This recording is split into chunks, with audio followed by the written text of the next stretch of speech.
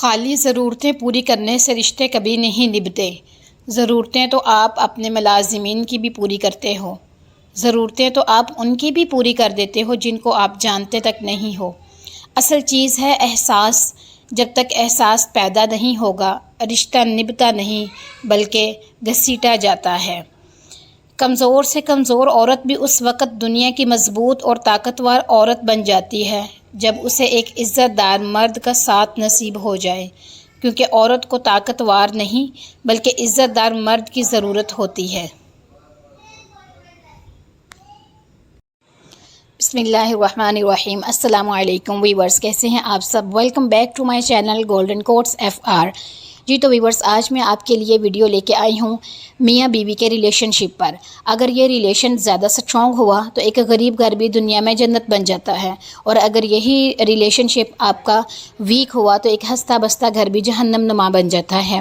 میں سب سے پہلے آپ کے ساتھ ایک بہت اچھا سبق آموز قصہ شیئر کروں گی، اس کے بعد ویڈیو کے اینڈ میں بہت اچھی نصیحت آموز آپ کے ساتھ کچھ ٹپس شیئر کروں گی۔ امید ہے کہ آپ کو ویڈیو یہ ضرور پسند آئے گی، ویڈیو کو اینڈ تک ضرور دیکھیے گا۔ ابھی تک اگر آپ نے میرا چینل سبسکرائب نہیں کیا تو پلیز سب سے پہلے میرے چینل کو سبسکرائب کر لیں تاکہ میرا ہر نوٹیفیکیشن آپ کو ٹائم پہ ملے اور میری ویڈیو آپ سب سے پہلے دیکھ سکیں۔ ویڈیو کو لائک اور شیئر ضرور کیجیے گا۔ لیٹس گو، کرتے ہیں ویڈیو کو سٹارٹ۔ بادشاہ اور غلام کی بیوی کی کہانی۔ بادشاہ پر اس عورت کے حسن کا جادو چل گیا۔ ایک بادشاہ اپنے محل کی چھت پر چہل قدمی کر رہا تھا۔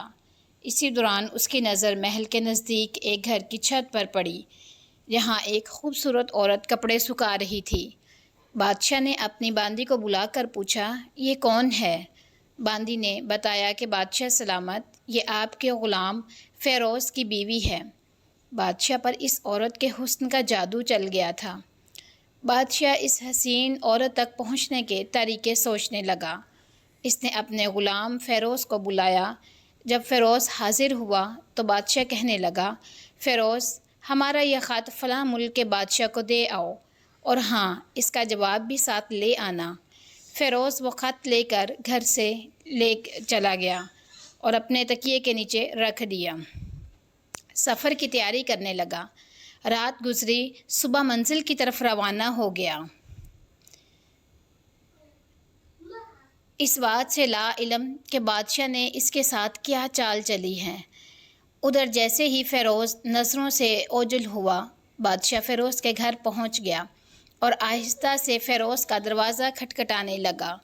فیروز کی بیوی نے دروازے کی آڑ میں پوچھا، کون ہے؟ بادشاہ کہنے لگا، میں تمہارے شوہر کا مالک اور بادشاہ ہوں۔ فیروز کی بیوی نے یہ سن کر دروازہ کھول دیا اور بادشاہ سلامت اندر آ کر بیٹھ گئے۔ فیروز کی بیوی بادشاہ کو اپنے گھر دیکھ کر حیران ہوئی اور بادشاہ سے اپنے غریب خانے میں آنے کی وجہ دریافت کرنے لگی۔ بادشاہ نے کہا، میں یہاں مہمان بن کر آیا ہوں۔ پھر فیروز کی بیوی ایک نیک اور بہت سمجھدار عورت تھی۔ وہ بہت پاکیزہ عورت تھی۔ بیوی نے بادشاہ کا مطلب سمجھتے ہوئے کہا، میں اللہ کی پناہ چاہتی ہوں، آپ کے اس آنے میں مجھے کوئی خیر نظر نہیں آتی۔ بادشاہ سلامت یہ سن کر شدید غصے میں آ گئے اور کہنے لگے، اے لڑکی، شاید تم نے مجھے نہیں پہچانا، میں بادشاہ ہوں، تمہارے شوہر کا مالک۔ فیروز کی بیوی کہنے لگی، بادشاہ سلامت، میں جانتی ہوں کہ آپ بادشاہ ہی ہیں، لیکن بزرگ کہتے ہیں کہ شیر کو اگرچہ جتنی بھی بھوک لگی ہو وہ مردار نہیں کھاتا، اور بادشاہ سلامت، آپ تو کٹورے میں پانی پینے آ گئے، اسی کٹورے میں پانی پینے آ گئے جس میں آپ کے کتے نے پانی پیا ہے۔ بادشاہ اس کی باتیں سن کر بہت شرمسار ہوا اور اس کو چھوڑ کر واپس چلا گیا، لیکن جلدی میں اپنا رومال وہیں پر بھول گیا۔ یہ سب تو بادشاہ کی طرف سے ہوا۔ اب فیروز کو آدھے راستے میں یاد آیا کہ بادشاہ نے جو خط اسے دیا تھا دوسرے ملک لے جانے کے لیے، وہ تو گھر میں ہی چھوڑ آیا۔ اس نے وہ خط اپنے تکیے کے نیچے رکھ دیا تھا۔ اس نے گھوڑے کو تیزی سے واپس موڑا اور اپنے گھر کی طرف لپکا۔ فیروز اپنے گھر پہنچ گیا تو تکیے کے نیچے سے خط نکالتے وقت اس کی نظر بستر پر پڑے بادشاہ کے رومال پر پڑی، جو بادشاہ جلدی میں بھول گیا تھا۔ یہ دیکھ کر فیروز کا سر چکرا گیا اور وہ سمجھ گیا کہ بادشاہ نے اس کو سفر پر صرف اسی لیے بھیجا ہے وہ اپنا مطلب پورا کر سکے۔ فیروز خط لے کر چل پڑا اور کام ختم کرنے کے بعد بادشاہ کے پاس واپس آ گیا۔ انعام کے طور پر بادشاہ نے اسے کچھ اشرفیاں عنایت فرمائیں۔ وہ اشرفیاں لے کر بازار گیا اور بیوی کے لیے کچھ کپڑے اور گھر کا سامان خریدا۔ گھر پہنچ کر بیوی کو سلام کیا اور کہا، چلو تمہارے میکے چلتے ہیں۔ میں نے پوچھا، یہ کیا لائے ہو؟ فیروز نے کہا، بادشاہ نے انعام دیا ہے اور یہ سب میں تمہارے لیے لایا ہوں۔ بیوی تیار ہوئی اور اپنے شوہر کے ساتھ اپنے والدین کی طرف روانہ ہو گئی۔ فیروز بیوی کو گھر چھوڑ کر واپس آ گیا۔ اسی طرح 1 مہینہ گزرنے کے باوجود فیروز نے نہ تو بیوی کا حال احوال پوچھا اور نہ ہی اسے واپس لینے آیا۔ کچھ دنوں بعد فیروز کے سالے نے اس کے گھر پہنچ گئے اور کہنے لگے، ہماری بہن سے غصے اور ناراضگی کی وجہ تو بتاؤ ورنہ ہم تمہیں قاضی کے سامنے پیش کر دیں گے۔ فیروز کہنے لگا، جیسے تمہاری مرضی، مگر میرے ذمہ کوئی ایسا حق نہیں جو میں نے ادا نہ کیا ہو۔ وہ لوگ اپنا مقدمہ لے کر قاضی کے پاس چلے گئے۔ قاضی نے فیروز کو بلایا۔ قاضی اس وقت بادشاہ کے پاس بیٹھا ہوا تھا۔ لڑکی کے بھائیوں نے کہا، قاضی صاحب، ہم نے پھولوں سے بھرا ایک سرسبز باغ اس کے حوالے کیا تھا۔ اس نے سارا باغ اجاڑ دیا، سارے پھل کھا لیے اور درخت کاٹ دیے۔ قاضی فیروز کی طرف متوجہ ہوا۔ فیروز نے کہا، جو باغ میرے حوالے کیا گیا تھا وہ میں نے اس سے بہتر حالت میں انہیں لٹا دیا ہے۔ قاضی لڑکی کے بھائیوں کی طرف متوجہ ہوا اور بھائی کہنے لگے، ہاں اسی حالت میں واپس کیا ہے، لیکن ہم اس سے باغ واپس کرنے کی وجہ دریافت کرنا چاہتے ہیں۔ قاضی نے کہا، ہاں فیروز، تم اس بارے میں کیا کہنا چاہتے ہو؟ فیروز کہنے لگا، میں باغ کسی بغض نفرت کی وجہ سے نہیں چھوڑ رہا، بلکہ اس لیے چھوڑ رہا ہوں کہ ایک دن میں باغ میں داخل ہوا تو میں نے وہاں شیر کے پنجوں کے نشان دیکھے۔ بس مجھے خوف ہوا کہ شیر مجھے کہیں کوئی نقصان نہ پہنچا دے۔ شیر کے اقدام کی وجہ سے میں نے باغ میں جانا بند کر دیا۔ بادشاہ جو ٹیک لگائے یہ سب سن رہا تھا، سب سمجھ گیا اور کہنے لگا، فیروز، اپنے باغ کی طرف مطمئن ہو کر جاؤ۔ واللہ اس میں کوئی شک نہیں کہ شیر تمہارے باغ میں گیا ضرور ہے، لیکن وہاں پر نہ تو کوئی اثر چھوڑ سکا، نہ کوئی پتا توڑ سکا اور نہ ہی کوئی پھل کھا سکا۔ وہاں پر تھوڑی دیر ٹھہرا اور مایوس ہو کر واپس لوٹ گیا۔ خدا کی قسم، میں نے تمہارے جیسے باغ کے گرد کوئی دیواریں نہیں دیکھیں۔ اس طرح مقدمہ برخاست ہو گیا۔ فیروز گھر واپس آیا اور اپنی بیوی کو بھی لے آیا۔ نہ قاضی کو پتہ چلا اور نہ ہی کسی اور کو کہ کیا ماجرا ہوا۔ دوستو، نیک بیوی یا خاوند ہونا کسی جنت سے کم نہیں ہے، لیکن شک کی ایک چھوٹی سی چنگاری آپ کے بسے بسائے گھر کو تباہ کر دیتی ہے۔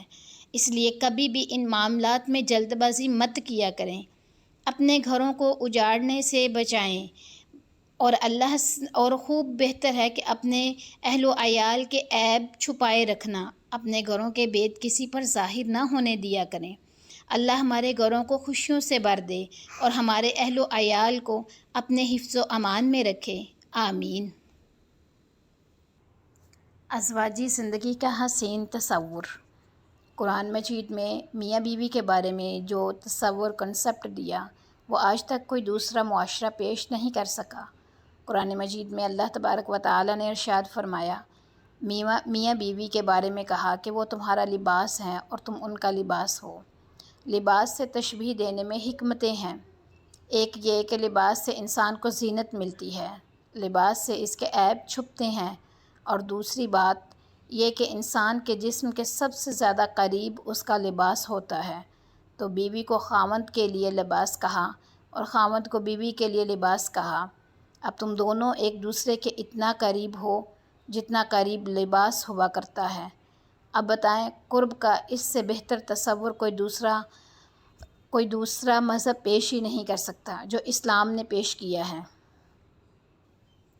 عورت کے ذمہ شوہر کے حقوق۔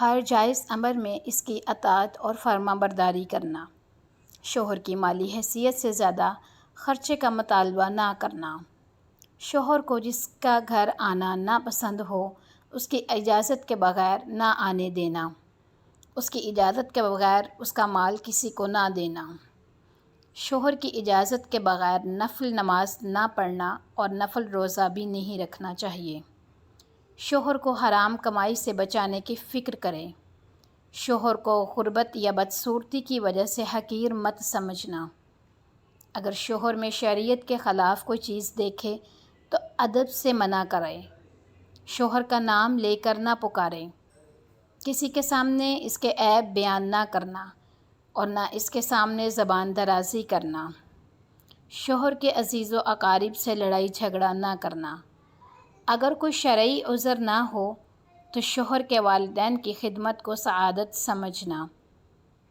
شوہر کی اجازت کے بغیر گھر سے نہ نکلنا، عورت اپنے رب کا حق ادا نہیں کر سکتی جب تک وہ اپنے شوہر کا حق ادا نہ کرے، جس عورت کی موت اس حال میں آئے کہ اس کا شوہر اس سے راضی ہو وہ جنتی ہے، شوہر کے لیے بناؤ سنگار کرنا اس کا حق ہے، عورت کو اس پر اجر ملتا ہے، شوہر پر حضرت خدیجہ رضی اللہ تعالی عنہا کی طرح اپنا مال خرچ کرنا سعادت سمجھے، شوہر کو کوئی پریشانی پیش آ جائے تو اس کو تسلی دے، شوہر کی خدمت محبت اور خلوص سے کرنا اپنے لیے سعادت سمجھے۔